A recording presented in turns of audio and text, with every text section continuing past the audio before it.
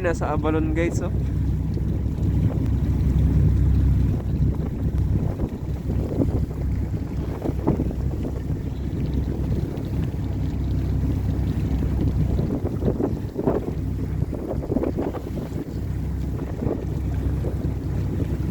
Sa area na mo diri ang dagat nila mura siya sapa kay napukon na.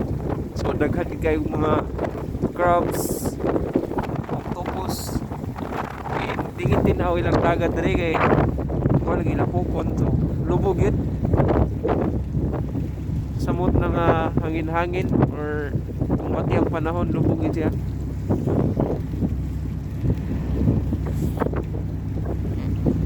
Yan naman trabaho guys kay Kimpal namin, no? So seaweeds kaya po na siya, klase yun na seaweeds.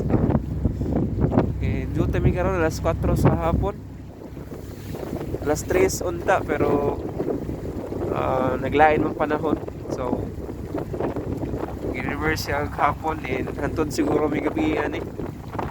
Yan, pagkabuntag lahi sa namang trabaho dito, nagasimbol na may og para sa Kimpal sa mga tawag diri, mga foam ng gagmay.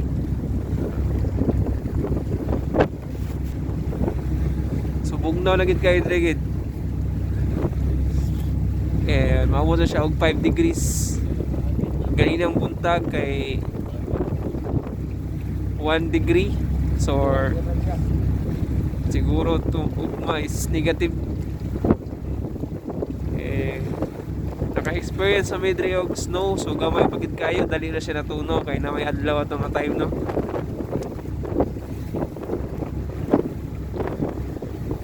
Trabaho karon kay maglason mi sa mga hugaw, no, aron mamatay sila. Diyan magpabili na lang kay ang keep. So ako ipakita sa inyo ang trabaho niya, no.